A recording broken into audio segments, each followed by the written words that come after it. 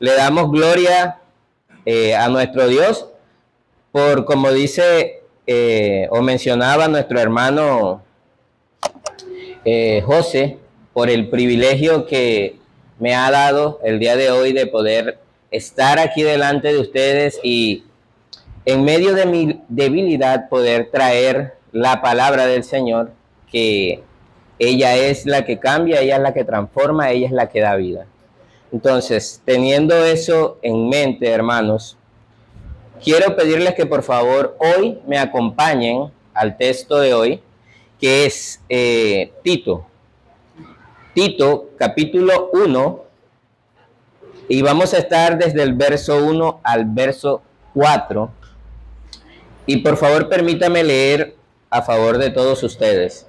Dice la palabra de nuestro Dios así: Pablo, siervo de Dios y apóstol de Jesucristo, conforme a la fe de los escogidos de Dios y al pleno conocimiento de la verdad, que es según la piedad, con la esperanza de la vida eterna, la cual Dios, que no miente, prometió desde los tiempos eternos y a su debido tiempo manifestó su palabra por la predicación que me fue confiada, conforme al mandamiento de nuestro Salvador, a Tito, verdadero hijo en la común fe, gracia y paz de parte de Dios el Padre y de Jesús nuestro Salvador. Iglesia, incline su rostro, vamos a orar por esta palabra.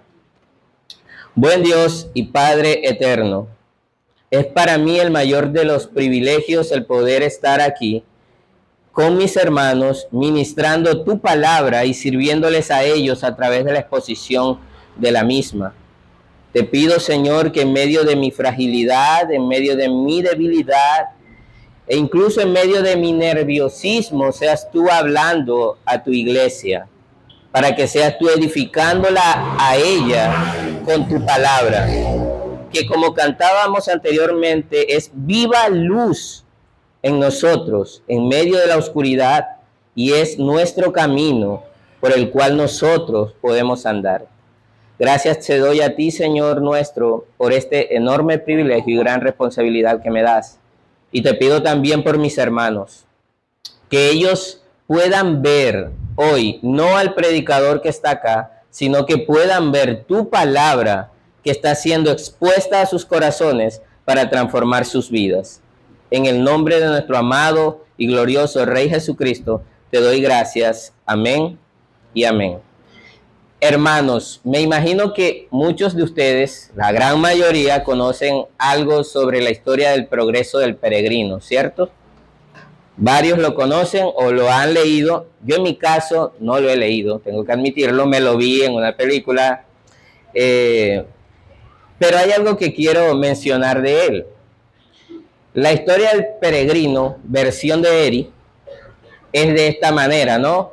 Cristiano, se encuentra un libro, lo podríamos traer, que es la Biblia, y al encontrar este libro, Cristiano empieza a leerlo, y este libro empieza a hacer algo en la vida de Cristiano, al punto de que le cae una gran carga en sus espaldas, ¿cierto? Él habla con su esposa, hablándole acerca de lo que el libro le menciona, acerca de un rey con una ciudad celestial. Esta ciudad es diferente a la que él vive, porque él vive en una ciudad de miseria y de destrucción. Él obviamente al estar así quiere y anhela esta ciudad, porque en este caso sí entra obviamente, porque obviamente si tú estás en la miseria, en la destrucción, en la ruina, y de repente te muestran donde vas a estar cómodo, donde vas a estar feliz, donde no vas a tener sufrimiento, ¿qué vas a querer? Pues aquello, ¿cierto? Bueno, él, al igual que cualquiera de nosotros, al ver esto, pues decide salir. Y cuando emprende su viaje, él realmente no sabe qué hacer como tal, pero se le aparece un personaje allí en ese momento, Evangelista. Y Evangelista pues le indica cómo llegar allá, qué debe hacer, qué peligros pueden haber, y también le dice, no te apartes de este camino que te estoy indicando, porque este camino te llevará a la ciudad celestial y a este gran rey. Bueno, Cristiano con su carga encima, porque su carga no se le había quitado, emprende ese viaje, pero rápidamente se desvía, porque llega mundanal, y le empieza a mostrar ciertas cosas, y mira que a ti te dijeron que siguiera por acá, pero mira, en realidad es por aquí, mira cómo está esto, mira que esto está chévere, está cómodo, está bien, avanza por acá. Bueno, él lo escucha y se desvía. Al desviarse, se tropieza con legalismo, porque él lo que estaba buscando era poder quitarse la carga que tenía encima. Y el mundanal lo mandó a legalismo, para quitar esa carga que él tenía. Legalismo empieza a hablarle y a decirle, y él cuando se quiso escalar esa montaña de legalismo, se vio abrumado por ella y empezó a caer, y esa montaña de legalismo quería caer sobre él. Pero aquí vuelve y aparece Evangelista nuevamente, enviado por el rey para ayudarlo. Y bueno, le dice, ven acá, te dije que no te apartaras. Cristiano reconoce que efectivamente se apartó del camino, es restaurado allí, perdonado, y emprende nuevamente su viaje, porque retornó al camino que había seguido. Ya al final, prácticamente, vuelve a ocurrir algo. Él empieza como a sentirse otra vez débil, a pensar en mi esposa que está allá, que está atrapada todavía en esa ciudad de miseria, y estaba así como que indeciso. Pero otra vez Evangelista llega a él, le vuelve a hablar, lo vuelve a orientar, mejor dicho, y a redireccionar. Y bueno, él logra llegar a la ciudad celestial. Y quiero resaltar aquí hoy el papel de Evangelista. Evangelista, como todo buen ministro que entiende y conoce su llamado, ese llamado que el Señor le ha hecho, o como todo buen pastor, o todo buen predicador o maestro, que usa bien la palabra para predicarla, que entiende que ha sido llamado a predicar la palabra del Señor para la ayuda de otros. Ese era evangelista, pero ese también puede ser usted y puedo ser yo. Y pensando en esto último, el llamado a predicar, es que hoy el título de la predicación es el llamado de Dios a la predicación. ¿Ya lo anotó? Listo. Hermanos, hoy estaremos considerando los primeros 4 versículos de la carta a Tito. Y esta carta, rápidamente, fue escrita aproximadamente alrededor de los años 62 al 64 después de Cristo. Y esta carta es considerada junto a Primera y Segunda de Timoteo como cartas o epístolas pastorales. Pues ahí se dan las directrices, como aprendíamos esta mañana en la escuela bíblica, acerca de el nombramiento de pastores y diáconos y líderes. El instrumento que el Señor escogió para elaborar esta carta fue el apóstol Pablo, siendo esta carta dirigida a Tito, quien estaba en esos momentos en las islas de Creta, apoyándolo a Pablo en la labor de su ministerio. Y se la envía con un propósito, el cual era recordarle el llamado a la predicación que le fue confiada por parte del Señor. Ahora, hermanos, he dividido este sermón en 3 puntos principales. El primero de ellos es la presentación de Pablo. El segundo de ellos es el llamado a la predicación. Y por último, es a quién va dirigida esta carta. Número 1, entonces, el llamado, la presentación de Pablo. En el verso 1, en la primera parte, nosotros encontramos que dice: Pablo, siervo de Dios y apóstol de Jesucristo. Esta es la presentación con la que Pablo suele hacer cuando enviaba sus cartas, siempre diciendo quién era él y a qué lo había llamado él. Pero acá en particular deberíamos prestar un poco de atención a este punto. ¿Por qué? Porque debemos identificar nosotros el día de hoy el hecho de que él se identifica a sí mismo como siervo y como apóstol de Jesucristo. Pero antes de llegar allí, yo quisiera decirles, cuando hablamos de Pablo, lo primero que nosotros podemos recordar de él es quién era antes de que el Señor lo transformara. Porque todos, o la mayoría de nosotros, conocemos que Pablo, antes de ser ese hombre que Dios lo utilizó grandemente, era Saulo, perseguidor de la iglesia del Señor. Y él, con esa labor de perseguir a los creyentes, allá en Hechos 9, podemos encontrar que él iba cabalgando rumbo hacia Damasco con una labor específica. Y esta era perseguir, capturar e incluso asesinar a creyentes del Señor. Y también nos revela la palabra, o nos muestra la palabra, que él, en esa tarea que tenía, en ese viaje, una luz resplandeciente del cielo se le aparece, lo tira de su caballo, y ahí es donde está la frase o la pregunta que él hace, porque escucha una voz. Esa voz le dice, ¿cómo? Saulo, Saulo, ¿por qué me persigues? Y él lo que primero que dice es, Señor, ¿quién eres? Y recibe por respuesta, soy Jesús a quien tú persigues. Y él le dice enseguida, automáticamente, ¿qué quieres que yo haga?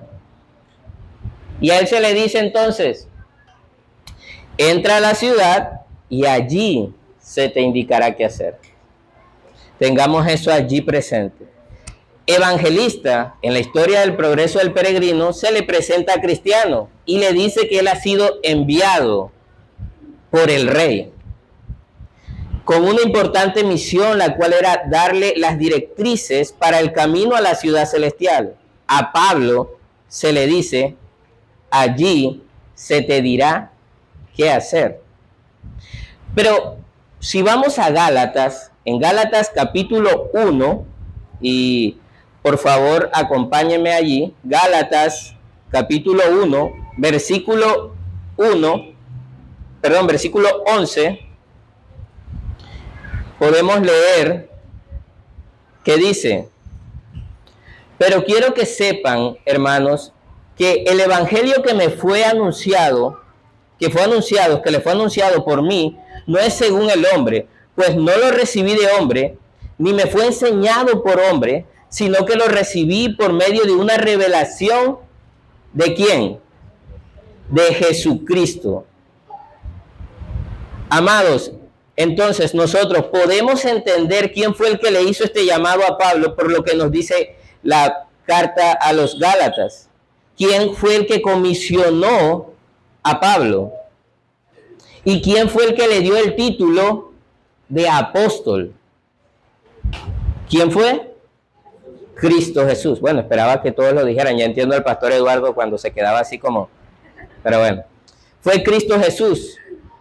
Ahora, aquí vamos a hacer un pequeño paréntesis, porque cuando mencionamos hoy en día el apostolado, hoy en día encontramos en redes sociales, en televisión, en radio, muchos autoproclamados y autollamados apóstoles, ¿cierto? Hoy encontramos los señores apóstoles que viajan en yates, que viajan en aviones propios, los llamados apóstoles de la prosperidad. Y esto nos lleva a considerar lo siguiente, que cuando los discípulos estaban reunidos, los apóstoles establecidos por Cristo estaban reunidos, y ellos vieron en ellos la necesidad de escoger a aquel que debía reemplazar al traidor. ¿Quién fue el traidor? Cuando ellos vieron la necesidad de reemplazarlo y decidieron elegir a otro, en este caso fue a Matías, gracias por los que me ayudaron allí, a Matías, ¿cómo lo hicieron? Ellos no lo hicieron como que, bueno, vamos a ver aquí, tú eres alto y tú te ves que estás bien, o tú, no. Ellos, para escogerlo a él, vieron ciertos requisitos. Y estos requisitos tienen que ver con haber estado con Cristo. Tienen que ver con que hayan visto a Cristo crucificado, haber visto su muerte, pero haber visto también o ser testigo de su resurrección y de su ascensión. Esto claramente deja por fuera a muchos autollamados apóstoles en el día de hoy. Pero entonces usted puede decirme, hey, pero ven acá, Pablo, pues no estuvo ahí con los 12, mientras que, porque es que ya Cristo había... Pero en el camino a Damasco, hermano, entendemos que ¿quién se le revela a él? Cristo. Y según Gálatas nos dice que ¿quién le enseñó el evangelio? Y nosotros creemos que esta palabra de Dios es viva, es eficaz, que ella no cambia, que ella no falla, que ella es inerrante. Entonces nosotros creemos a lo que la palabra ha establecido. Por ello, Pablo es apóstol, o fue apóstol de Cristo Jesús. Pero en otro sentido, el ser apóstol también es aquella persona que es comisionada con una labor o con una misión. En el caso de evangelista, su misión era ayudar a cristianos a que llegara a la ciudad celestial. Y en este sentido, nosotros, cada uno de nosotros, seríamos apóstoles porque también somos enviados con diversas labores de parte del Señor a realizar en cuanto a la expansión del reino y ayudar a la iglesia del Señor. Pero bueno, nosotros, al igual que Pablo, podríamos decir lo siguiente. Pablo estuvo separado del Señor persiguiendo a la iglesia. Nosotros también estuvimos separados de Dios y ajenos a su voluntad. De pronto nosotros no estábamos persiguiendo evangélicos por ahí a la casa del primer evangélico que se me apareciera para jalarlo de los pelos y llevarlo a la cárcel o de pronto matarlo. No, de pronto no estábamos como Pablo en ese caso. Pero nosotros sí amábamos por naturaleza todo aquello que era de Dios. Que no venía de parte, o sea, que venía, lo que venía de parte de Dios lo rechazábamos. Por naturaleza lo hacíamos. Nosotros amábamos al mundo. Nosotros amábamos los placeres del mundo. Nosotros amábamos los desenfrenos del mundo. Y cuando alguien nos quería hablar de Cristo, algunos de nosotros, no sé si hay casos de eso aquí, pero algunos de nosotros nos burlábamos, los rechazábamos y decíamos qué cantidad de cosas de los evangélicos. No éramos Pablo en el sentido de perseguir, arrestar y eso porque no teníamos la autoridad. Porque si la hubiésemos tenido, incluso pudiéramos ser peor que Pablo. Pero en este caso, en el nuestro, nosotros amábamos, era todas estas cosas vanas de la vida y éramos burladores de todo lo que a Dios se refería. Pero al igual que a Pablo, que se le manifestó el Señor, como ya hablamos anteriormente, transformando su vida para la gloria y alabanza del nombre de Cristo, haciéndolo a él un siervo, ¿para qué?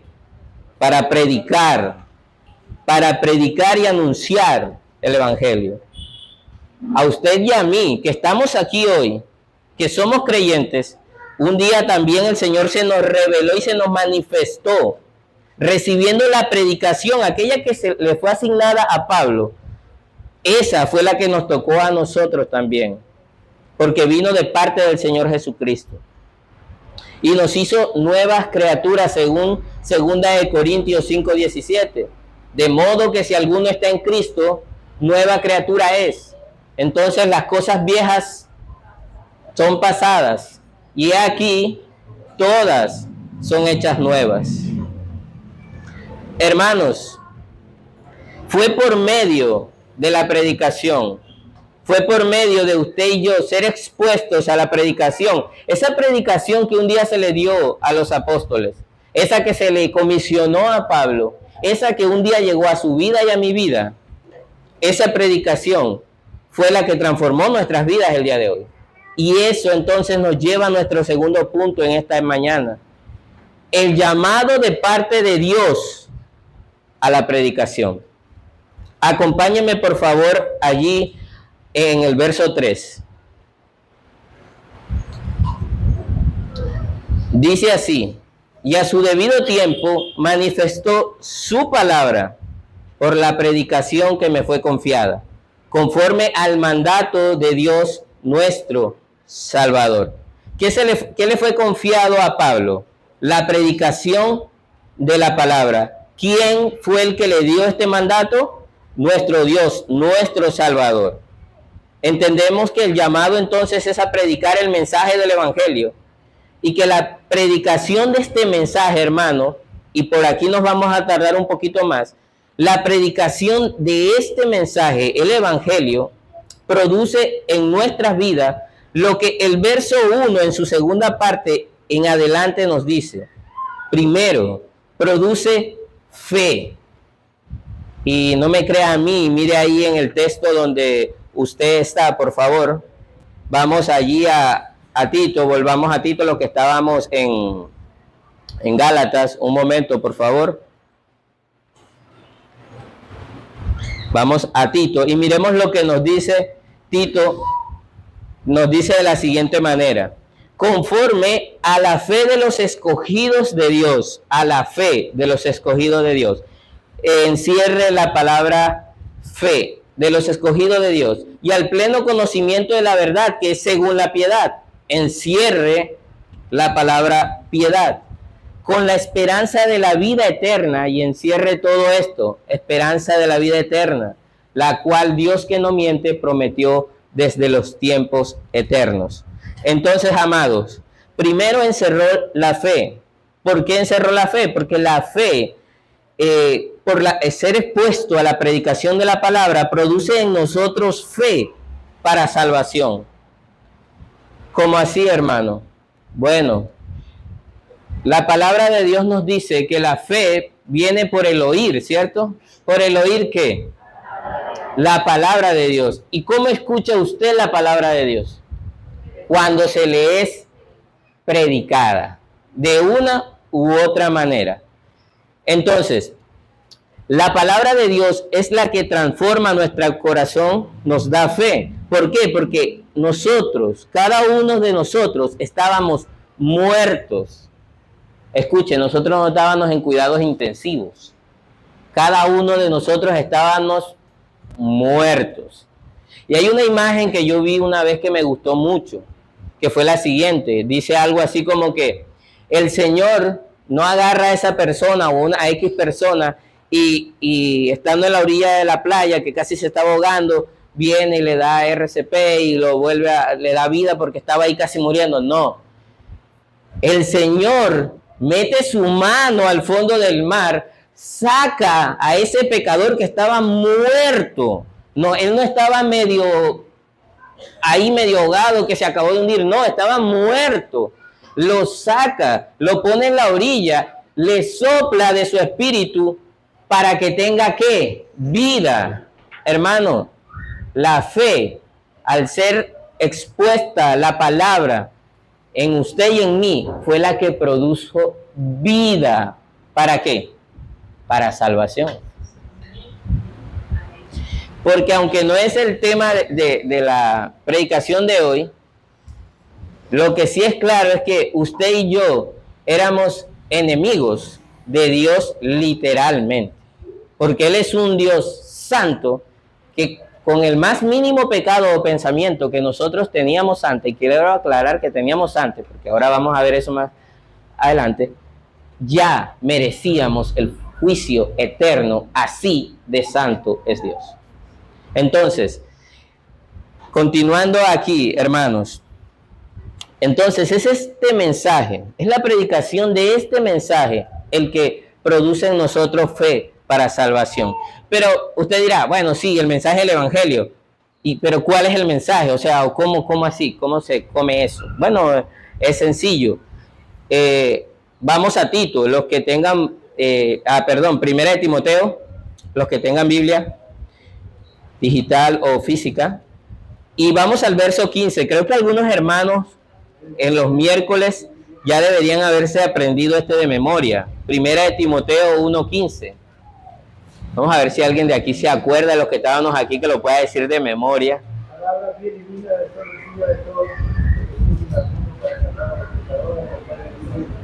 Aunque el hermano no calificaba porque ya se la sabe desde antes, pero en los que estaban los miércoles, entendemos esto, ¿no? Que el mensaje, ¿cuál es? El mensaje es que Cristo vino a rescatar o a salvar a los pecadores, de los cuales Pablo dice en ese momento, yo soy el primero, pero cada uno de nosotros creo que nos ponemos en la lista. Yo creo que estábamos ahí, como dice un dicho por ahí, estábamos quiñando a ver cuál era el que estaba ahí primero. Juan 3:16, muy conocido por todos, ¿verdad?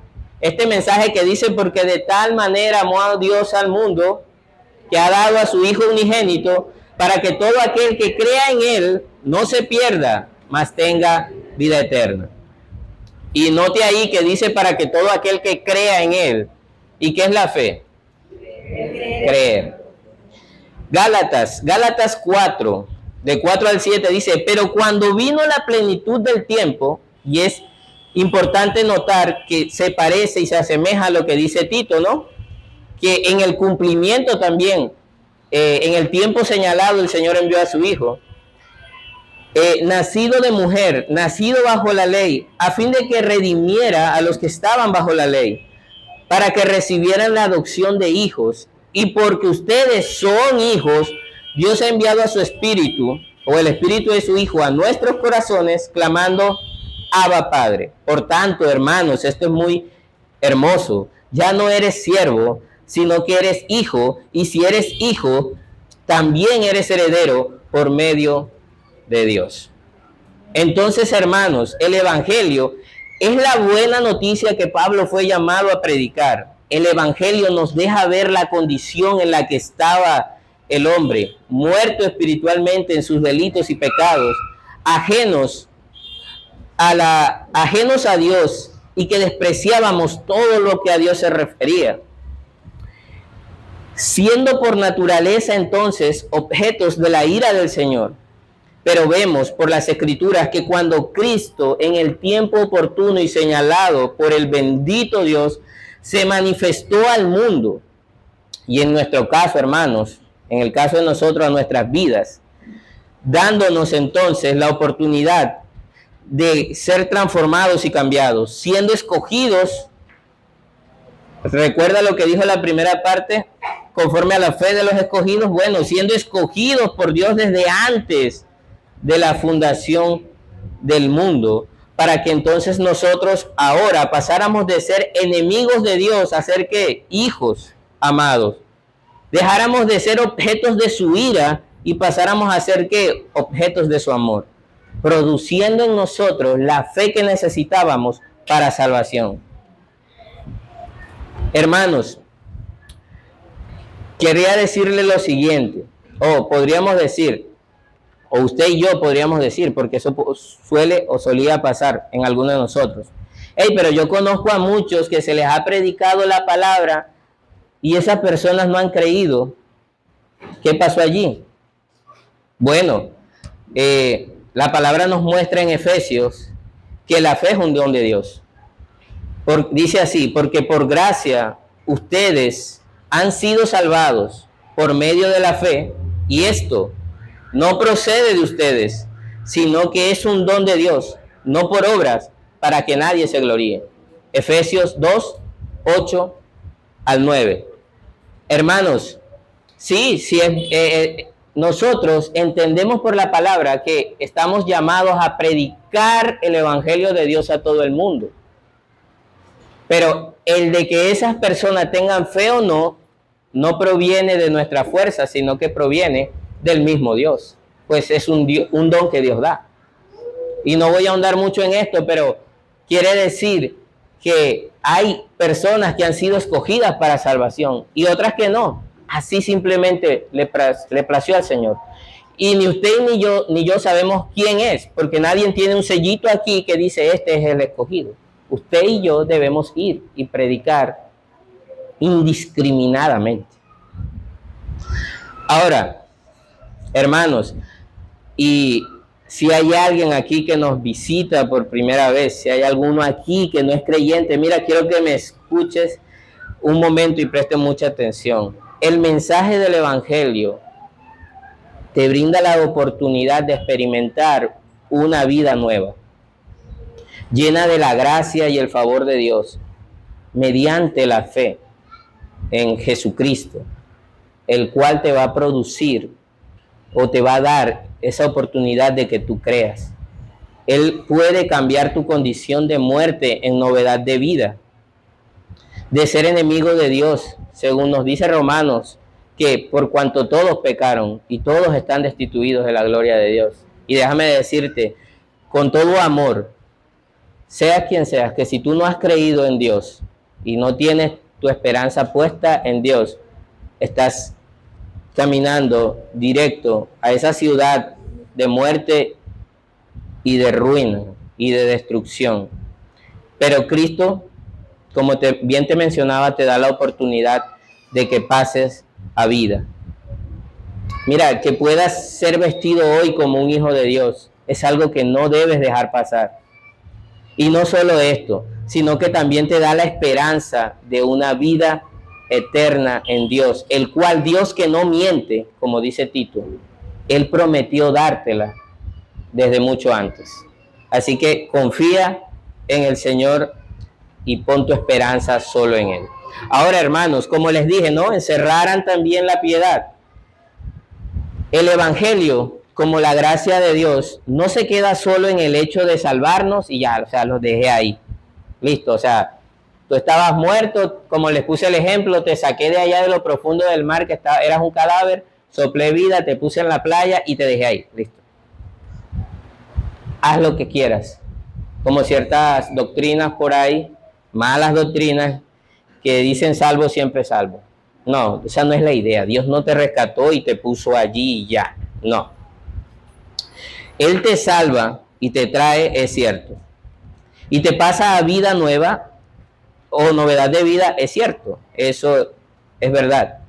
Pero Dios también te ayuda y también te pide y te ayuda para que vivas de tal manera que a Dios le agrada, produciendo en ti entonces piedad. Después de que te ha resucitado y te ha dado nueva vida, Él te capacita, te prepara y te ayuda para que vivas una vida de piedad, transformando el corazón y la mente, cambiando tus afectos y mis afectos, aborreciendo lo que antes amábamos. ¿Qué era lo que antes amábamos? El pecado. Y amando lo que ni siquiera queríamos, que es a Dios. Alinea tu vida y mi vida con el carácter y la voluntad de Dios. Hermanos, y no solo esto, sino que produce también en nosotros el que amemos a nuestros hermanos. Esto es hermoso, hermanos. Lo que Dios quiere producir en nosotros. Y produce en nosotros el hecho de que deseemos orar, de que deseemos hablar con Dios. Produce en nosotros el hecho de que querramos conocerlo a Él. Esto es devoción. ¿Y cómo lo conocemos a Él? A través de leer la palabra. Entonces produce en nosotros deseos de leer su palabra. También produce en nosotros el deseo de vivir en comunidad con nuestros hermanos. Cualquier parecido con hábitos de gracia es pura coincidencia, pero sí, en eso se reduce prácticamente la piedad del cristiano.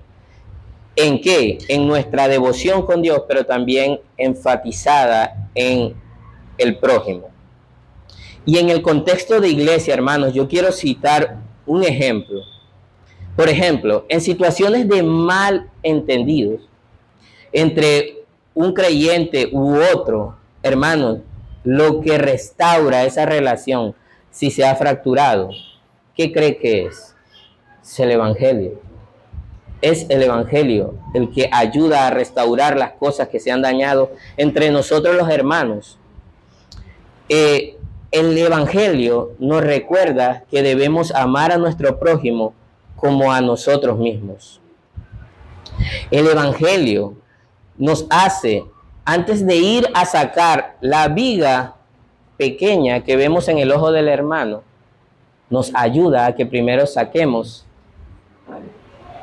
la viga. Aquello es la mota, en este caso, el del hermano es la mota. Mire cómo el Señor lo pone, por ahí se lo aprendí de un pastor, de cuyo nombre, la viga es a nosotros los que siempre, a veces nosotros somos esos que somos facilitos de decir, el hermano tiene esto, yo veo que el hermano actúa es así, el hermano aquel debería ser así, ese hermano debería ser allá, y esa es la viga grande de nosotros. Y el Señor ve lo que ese hermanito está haciendo, lo ve como la mota. ¿Por qué? Porque el Señor se está enfatizando en tu corazón. Tú primero considera tu pecado delante del Señor antes de ir a considerar el pecado del hermano. Porque tú no le vas a rendir cuenta al Señor por el pecado del hermano. Tú le vas a rendir cuenta a tu Señor por tu propio pecado. Entonces, el Evangelio nos ayuda a organizar nuestras vidas. Eso hace la piedad, que tú puedas organizar tu vida y tú sepas, hey, si este hermano está haciendo esto, yo primero me examino antes de ir corriendo a juzgar o a hablar. Yo primero me examino a mí mismo y luego sí, voy a mi hermano, le digo, manito, mira, en amor, y eso lo produce el Evangelio, en amor, hablar con nuestro hermano. Nos ayuda, hermanos, también a tener la valentía de pedir perdón. Es difícil para muchos de nosotros el pedir perdón. Es difícil. Y damos gloria a Dios por aquellos que el Señor ya ha transformado su corazón y piden perdón con total transparencia y libertad. Pero hay que admitir que a muchos nos cuesta llegar y pedir perdón. Y el Evangelio produce eso también en nosotros. La vida de piedad hace eso, que podamos llegar y reconocer que necesitamos pedir perdón. También nos ayuda a entender y reconocer que estamos pecando y cambiar nuestras malas actitudes. Nos enseña a hablar verdad. ¿Recuerda lo que dice el verso 2? Dice que porque Dios que no miente prometió y cumplió. Así el creyente también debe decir y debe hacer. Esa es la vida de piedad. Recuerden que en la Escritura nos dice que el sí y el no de nosotros sea de esa manera, porque más allá de eso, ¿qué es?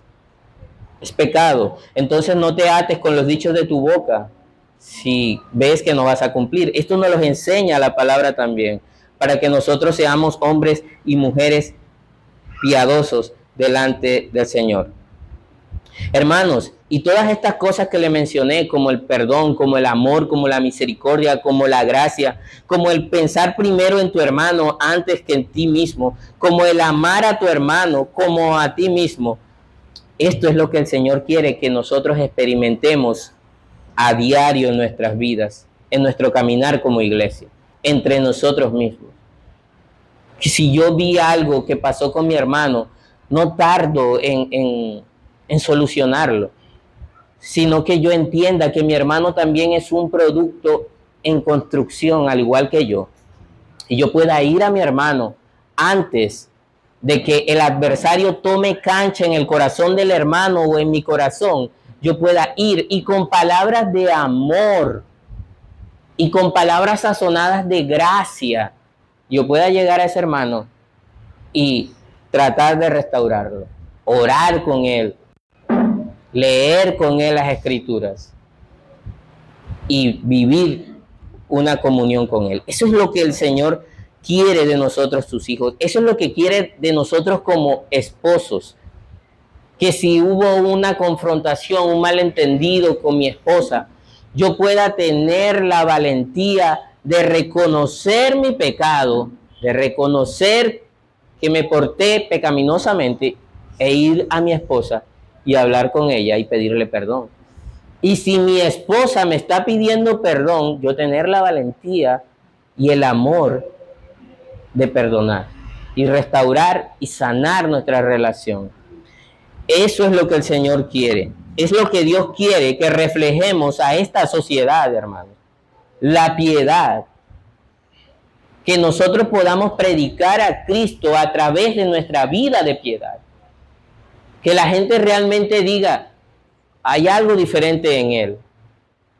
Y que cuando entienda que eres creyente, anhele decir, yo quiero ir donde Él va, porque hay algo realmente diferente en Él. Hermanos, El Evangelio entonces nos da el poder para amar, el poder para perdonar, el poder para ayudar al prójimo en amor, nos da devoción hacia el Señor y nos lleva, la devoción nos lleva a todo lo anterior que les mencioné. Pero bueno, hermanos, ¿qué es la piedad entonces? Pues vamos un momento a Timoteo, estoy con Tito allí. Vamos a Timoteo, capítulo 3, verso 16, nos dice lo siguiente. Primera de Timoteo 3:16, dice, e indiscutiblemente grande es el misterio de la piedad. Él fue manifestado en la carne, vindicado en el Espíritu, contemplado por los ángeles, proclamado entre las naciones, creído en el mundo y recibido arriba en gloria. Hermanos, la piedad es el mismo Señor Jesucristo encarnado. Por ello, hermano, nosotros debemos desarrollar una vida de piedad, que en otras palabras es crecer en reflejar la imagen de Cristo en mí y hacia el mundo. Porque la piedad es el reflejo de Cristo en nosotros. Nosotros debemos trabajar para que nuestra vida refleje la piedad de Cristo. Debemos trabajar en nuestro carácter, en nosotros mismos, para poder hacer esto. Ahora, esto podría ser de carga para algunos, porque algunos de pronto sienten así como que, hey, yo no soy tan compasivo, yo le hablo mal a mi esposa, yo me he enojado con mi hermano, yo he querido llamar la atención a mi hermano, pero no ha sido de la manera correcta. Yo vivo pecando constantemente contra Dios y contra mis hermanos. Hermanos, fuera de que sí es difícil todo esto, sí es difícil actuar piadosamente, es complicado, eso no es fácil. Que digamos que hoy sí, bueno, saqué un papelito y salí premiado y ya soy piadoso. No, eso es difícil, es casi imposible, podría decirse. Pero en realidad, hermanos, al entender que la piedad es Cristo, esto debe ser de mucha esperanza para nosotros. ¿Y sabe por qué? Ya que el desarrollar una vida de piedad, como les dije, es imposible hacerlo por nosotros, pues somos débiles y somos propensos al impulso de la carne. Hay una esperanza, que el Espíritu de Cristo mora en ti y en mí, y mediante Él nosotros podemos mortificar la carne y sus deseos, y así crecer en una vida de piedad que anhele orar, que anhele leer las Escrituras y tener tiempo de comunión con nuestros hermanos, amándolos como a nosotros mismos. Ahora, produce esperanza de vida eterna. ¿Recuerdan? Les dije que lo encerráramos allí. Produce esperanza de vida eterna. Miren, nosotros miramos a este mundo y nosotros vemos en este mundo ¿qué cosas? Nosotros vemos en este mundo una sociedad fracturada, vemos sufrimientos, vemos enfermedades, vemos o experimentamos luchas constantes en nuestro interior, tenemos fracasos, desilusiones, pérdidas, matrimonios fracturados, divorcios, pleitos. Algunos intentan quitarse la vida, batallamos con el pecado constantemente, hermanos, pero el Evangelio nos brinda la oportunidad de experimentar una vida nueva, donde Cristo enjugará toda lágrima, donde no habrá tristeza ni dolor, tal como Cristiano en el progreso del peregrino encontró la ciudad celestial y halló descanso eterno para su alma. Lo mismo será para nosotros al entrar a la Jerusalén celestial con nuestro amado Salvador. Pero incluso aquí, hermano, aquí y ahora el Evangelio nos deja ver qué es lo que Cristo quiere hacer con todo el peso que tenemos encima. Tal como Cristiano, cuando llevaba esa gran carga y al enfrentarse y ver a Cristo, esa carga cayó de sus espaldas y quedó ligero como el viento. Así el Señor quiere llevarse nuestra carga, quiere quitarlas de encima de nosotros. ¿Sabe por qué? Porque ciertamente cargó Él con nuestros pecados y llevó nuestro pesar. Él puede hacerlo por su muerte en la cruz. Y es mirando la cruz, hermanos, que nosotros recibimos gracia y paz para nuestras almas cansadas y sedientas, necesitadas de Él. Hermanos, vivamos nuestras vidas con los ojos puestos, como cantábamos, con los ojos puestos en Jesús, el autor y consumador de nuestra fe. Que nuestra mirada estén centradas en el reino de los cielos, y las demás cosas de este mundo que nos afligen van a perder fuerza, y estas cosas mundanas que a veces nos atraen perderán valor para nosotros. Por último, hermanos, el punto 3, ¿a quién va dirigida la carta? Y les aseguro que no nos vamos a demorar mucho. Esta carta va dirigida a Tito. Dice en el verso 4, a Tito, verdadero hijo en la común fe, gracia y paz de parte de Dios el Padre y de Cristo Jesús nuestro Salvador. Pablo dirige esta carta a Tito, un joven de origen griego que, según se cree, fue convertido al cristianismo durante el primer viaje misionero de Pablo y que se unió a él durante su segundo viaje. Notamos por las menciones que se hacen de él en otras epístolas que realizó labores muy fructíferas en cuanto a la predicación del Evangelio. Pero también nos deja ver algo importante, y es la confianza que Pablo tenía en este joven al serle útil en labores de su ministerio, como el gran encargo y responsabilidad que le deja en las islas de Creta. En esta carta estaremos considerando muchas cosas que Pablo le encarga a este joven, pero eso será en los siguientes sermones, si el Señor nos da gracia y favor para poder exponerlo.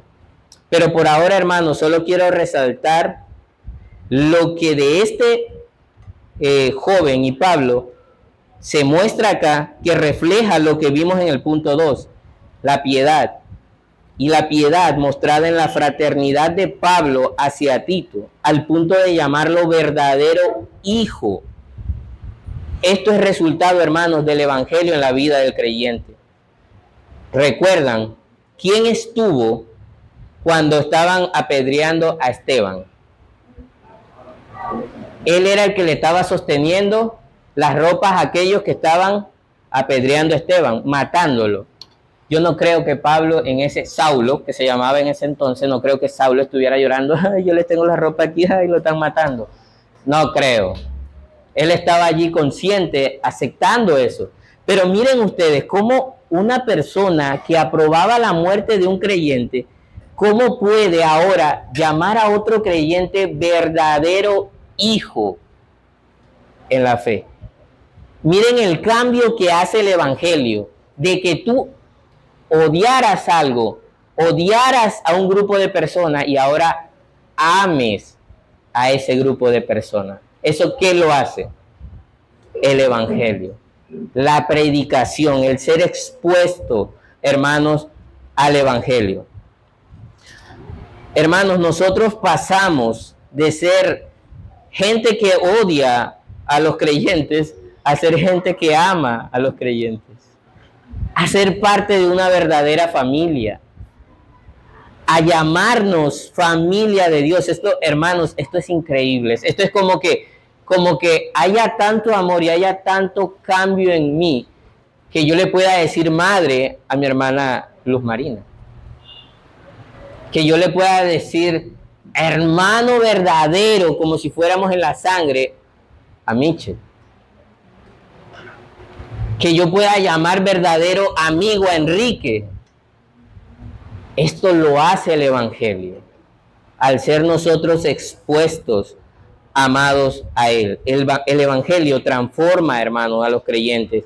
Es mediante el Evangelio que nosotros podemos experimentar el amor del Señor a través de cada uno de ustedes, mis hermanos. ¿Recuerdan lo que nos predicó el hermano José en Filemón? Este tema de que el hermano, me recuerda, hermano José, por favor, el hermano Onésimo, gracias, ajá. El hermano Onésimo y el hermano Filemón, ¿quién fue el que intervino allí para cambiar esta situación que se veía bastante complicada? Pero Pablo, ¿a través de qué? del Evangelio. Exacto, Miguel sí está allí. Gracias, Miguel. A través, por lo menos Miguel se llevó claro hoy lo que el Evangelio hace. Hermano, es a través del Evangelio. Hermano, dice Miguel que yo no fui. He sido yo. Es a través del Evangelio entonces, hermano, que se pueden restaurar este tipo de cosas y pasar entonces nosotros de ser un esclavo a ser un ¿qué? Hermano. Y Pablo por eso le dice a Tito, mi hijo, que nosotros podamos sentirnos así, que Yasmín pueda decir, mi hijo Eric, porque así nos vemos como una familia realmente. Hermanos, ¿cómo nosotros entonces hacemos esto? A través de la predicación. Pero usted tiene vecinos, usted tiene compañeros de trabajo, usted tiene familia que todavía no son parte de esta gran familia. Y eso nos lleva a pensar en Romanos 10:14.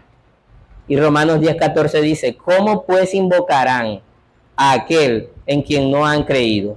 ¿Y cómo creerán en aquel de quien no han oído? ¿Y cómo oirán sin haber quien les predique? Hermanos, iglesia, debemos predicar. Nosotros debemos cumplir la orden. No es ni siquiera un si tú quieres, David, ¿verdad? Es la orden.